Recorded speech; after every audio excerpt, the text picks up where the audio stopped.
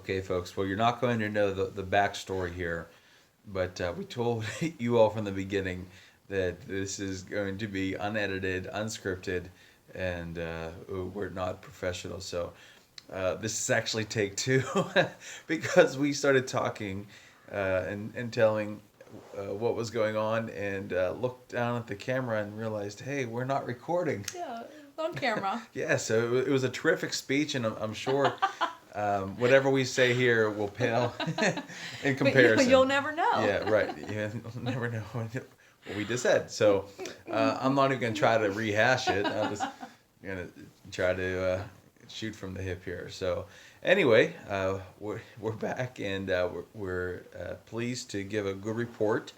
And that good report is that on Thursday, I had the bi-monthly MRI, and the scan came back clean, and that means that there was no sign of progression, and in fact, the doctor said that if anything, it looked to be slightly better than the last scan, and that some of the swelling seems to have gone down a little bit. So.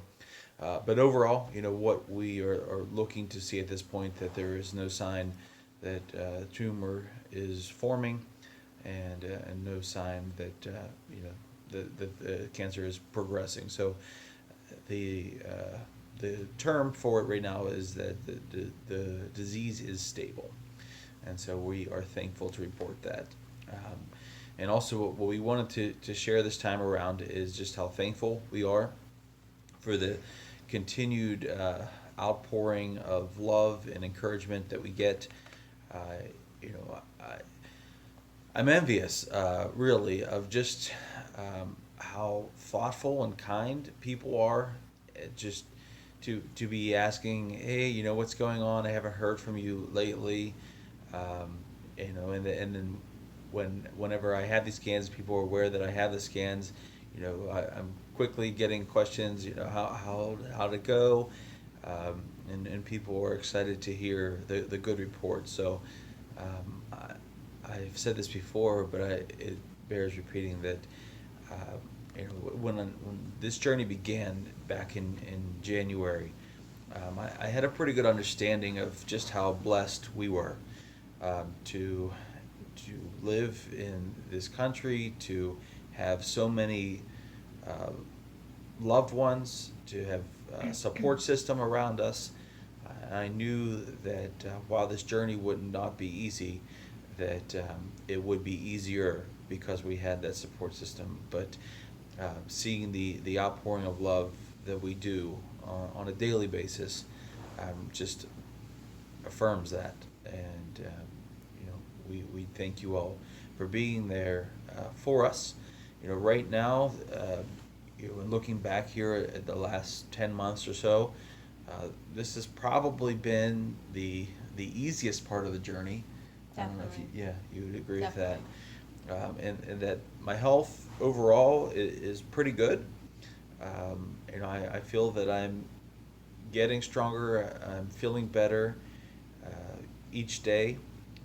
I still have some struggles with my strength, and I think that's from the myopathy that was induced by the steroid that I was on for quite a while, and probably longer than the doctors wanted me to be on initially, but just had that significant swelling, and I guess weighing the two decided to keep me on the steroid. But so I've been trying to do a little bit. In fact, I've gone to the gym a couple times, and that's a little bit embarrassing. I'm on the light weights. Feel like I'm back in sixth grade, just trying to Who cares? push the Doing weights a little something. bit. Get out of here. Yeah. Well, anyways. Someone has a problem. So I'll they- take care of it. Right. Yeah. I got your back. Yeah. Well, here, I'm sure that our church friends would love this one. But so tonight we had a Thanksgiving dinner, and somehow amongst the children, an arm wrestling tournament broke out. So, and some of the children who were feeling pretty good about themselves started to challenge the adults. And I unfortunately kind of had to shy away from that one, though I would have liked to take a couple of those head on, a couple of the kids head on, particularly our two oldest. Right. But I didn't want to lose any more dignity than I've already lost, and in the strength that I've lost. So anyway, that's just a little aside there. But overall, I'm certainly feeling much better, and from day to day, I wake up and I'm thankful that I this could be a lot worse at this point, and Like you could still function, you could still do everything. So like muscle weakness, like please, come on, what's that? That's nothing. yeah, That's nothing. not at all a complaint. It's just sometimes I look at myself in the mirror and whatever. Yeah, they're bigger fish to fry. So that's the update and where we are right now, and the next scan will be in about 2 months, and so that's that's a big one because that's going to mark the 1 year, the 1 year. In fact, it'll be exactly a year from if it were to be 2 months from this past scan, which was on November 7th, January 7th would be exactly 1 year when the tumor was first discovered, and we were faced with this reality that we would be facing and fighting brain cancer. So it's quite remarkable, to think back. That's how long it's been, and to look back on this year and how everything's gone. So the first 6.5 days of 2019 were fairly typical, and day 7 was not, and set the course for the rest of the year. But, one other remark here I can't help but notice as we're looking into the camera and thinking about all these videos that we've done. This is probably like 17, something like that we've done. Probably it feels like more to me because we'll do mess up ones and they're like, oh, like this one. Yeah.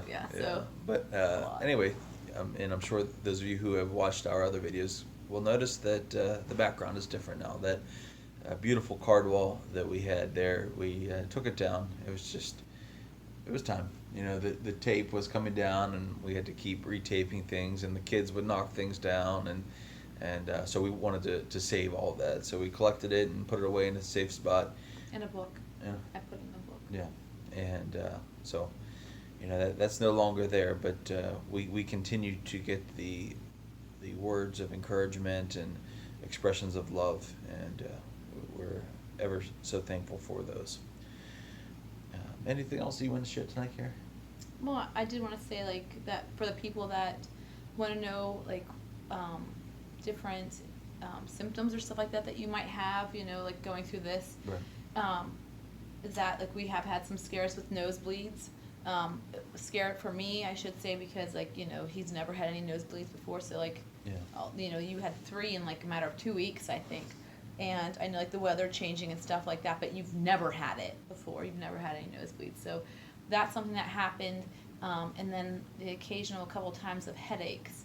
And so those things, like maybe somebody out there is watching this to try to understand, like maybe that's what they're feeling or whatever.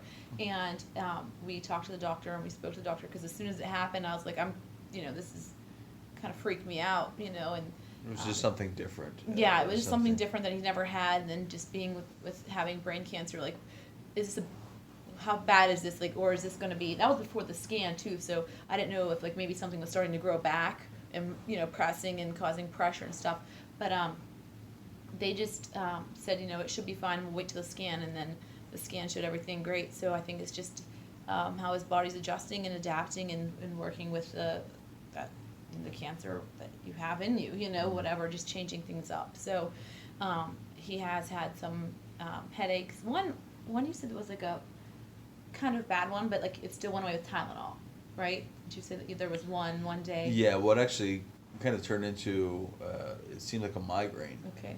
Which I had in years past, not very frequently. I would probably get migraines 3 or 4 times a year, and they always seem to be located behind my right eye. So whether those had any connection with this glioblastoma. I don't know. I'm skeptical, but so that I haven't had any this year. That was the first one that I had, but I have had some mild headaches.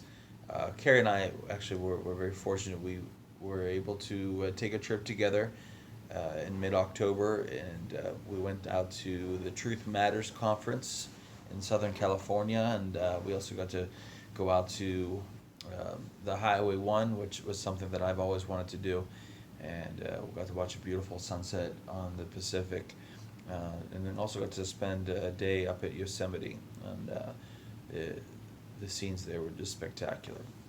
But so it wasn't sure if the headaches had anything to do with all the elevation changes, the flight, anything like that. But I had experienced a couple prior to that. And one time I had a nosebleed, which I had never had before in my life. At least I don't recall ever having a nosebleed. So those were the doctor told us from the beginning. As far as what we should be looking for at this point, anything that's abnormal.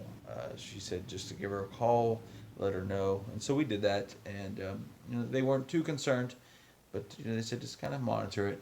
There was one thing I wanted to say though, is Yeah.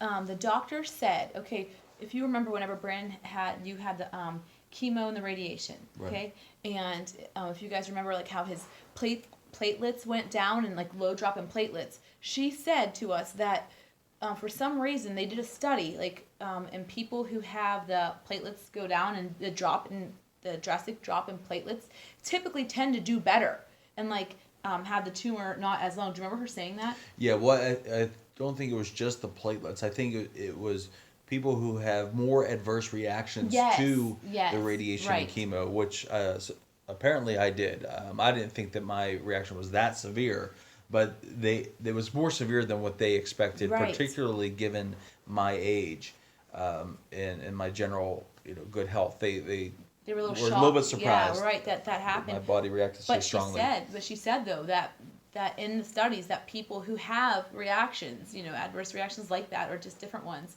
that they tend to do better. Yeah. And so I thought that was like amazing because in my mind you think, oh well, if you had that reaction to that, maybe it's going to be worse, but actually it's better. I think it's like in my mind, probably not right, but in my mind I look at it as your body is strong enough to kind of fight it, and so it's kind of fighting, and so that's why it's having the reaction, like not just letting anything pass and whatever. That's what I like to think. Possibly. I made that up, but it sounds good to me. I don't know. But anyway, we're again very thankful for the good report and the fact that my health is in pretty good state right now. So that's You are tired. You are like fatigued-ish. Yeah. Though one of the things that came up on the blood test is that my vitamin B12. I think. Yeah, one of the B vitamins was a little bit low, not alarmingly, but a little bit low, and they said that could not only contribute to fatigue but also headaches. Right. One of the things that she said, so and maybe that's the case. So, Yeah. that's it.